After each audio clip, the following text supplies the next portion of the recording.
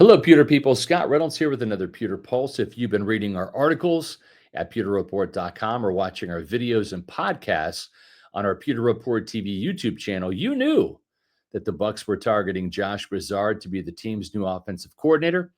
And I think this is going to be a great hire. Grizzard, who was Liam Cohen's right-hand man as Tampa Bay's pass game coordinator, was the frontrunner to replace Cohen. That's something we reported all along. But is his lack of play calling experience a concern? I'll dive into that topic today and 5 reasons why you should be excited about Grizzard in today's Pewter Pulse. But first, your reminder, hit the thumbs up button, give this video a like, also leave a comment. Doing those 2 things helps us with the YouTube algorithm and helps our Pewter Report TV YouTube channel grow. We're on the way to 18,000 subscribers. So please help us out.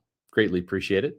Okay, let's talk about 5 reasons why you should be excited about Josh Grizzard taking over as the Bucs offensive play caller in 2025. Todd Bowles was in a tenuous situation a couple of years ago, coming off an 8-9 season and a home playoff loss in 2022, which was his first year as the Bucs head coach. Tom Brady had just retired, and virtually nobody wanted the offensive coordinator position that was available after Bowles fired Byron Leftwich.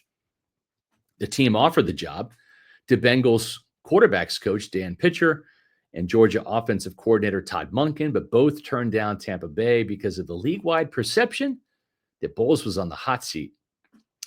So the Bucs offered the job to just about the only guy who would take it, Seahawks quarterbacks coach Dave Canales, who didn't have any play-calling experience at any level.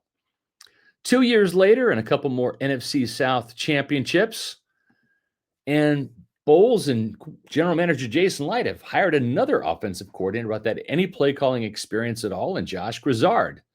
But that's okay. And that's reason number 1 why I'm fine with this hire. Bowles has experience in this situation and used unscripted call-it periods in OTAs and training camp to get Canales ready to call plays during the regular season.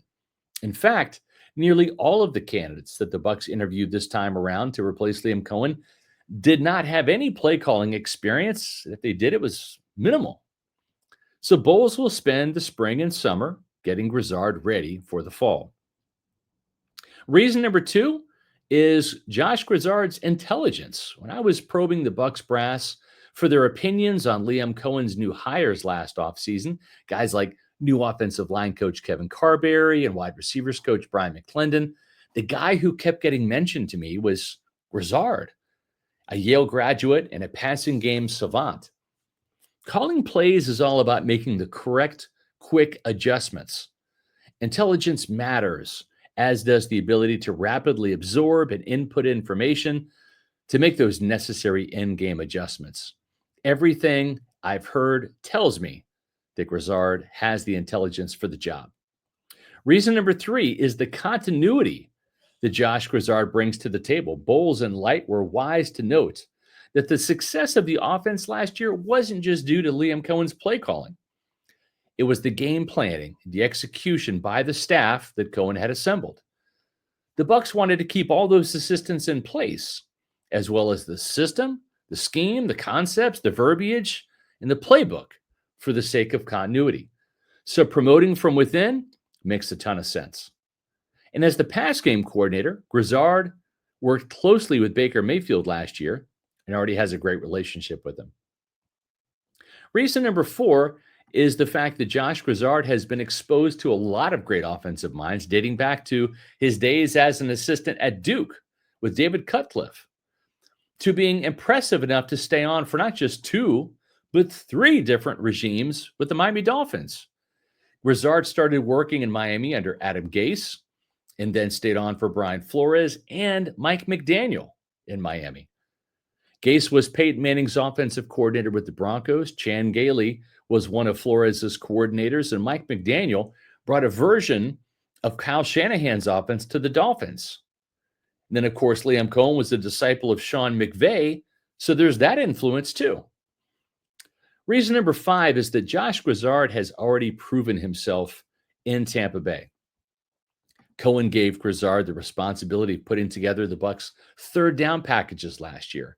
And Tampa Bay led the league in third down conversion percentage with a 51% conversion rate and was also over 50% in the playoff loss to Washington. That's pretty impressive. We'll hear from Josh Grizzard on Thursday when he addresses the media for the first time as the team's new offensive coordinator. Make sure you watch our Pewter Report podcast at 4 p.m. right here on Pewter Report TV, our YouTube channel, on Thursday for our reaction to that press conference. With the new unproven play caller, the onus is on Todd Bowles to fix his defense. And that doesn't mean team up with Jason Light and nail more draft picks and free agent moves to upgrade the roster. It also means that his defensive assistant coaches must level up guys already on the roster. That means getting more interceptions from the secondary and more sacks from the edge rushers. 7 total interceptions, including 6 from the secondary, is absolutely unacceptable. 12 combined sacks from Tampa Bay's outside linebackers is absolutely unacceptable. And the Bucs must become a better, more consistent tackling team at all levels of the defense in 2025.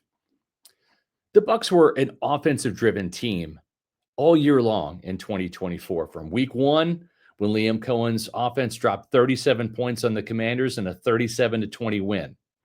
And remember, Washington missed 3 field goals that day, so the score could have easily been 37-29. Cohen had 2 years' worth of play calling experience in the SEC at Kentucky to lean on. But remember how Dave Canales got up to a slow start as a play caller on offense back in 2023? Well, the same should be expected of Josh Grizzard as he learns how to call plays for the first time and at the highest level of football.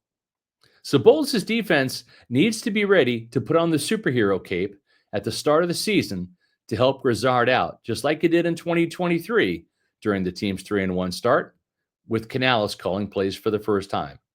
But there's a lot to like about Josh Grizzard and this hire. There's also a lot to like about Pewter Report TV, our YouTube channel. So if you have not visited our channel yet, please do so and hit the subscribe button. Also hit notifications when I come out with the new Pewter Pulse video or Pewter Report podcast, or if we have any other Bucs video content, you'll get notified. You can come check it out. Also, make sure you follow us on X, Facebook, and Instagram at Pewter Report, as well as pewterreport.com for all of the Bucs stories and off-season coverage you need when it comes to coaching changes, free agency, and the draft. We'll be at the Indianapolis Scouting Combine coming up soon to report on that. And I'll be back soon with a new Pewter Pulse.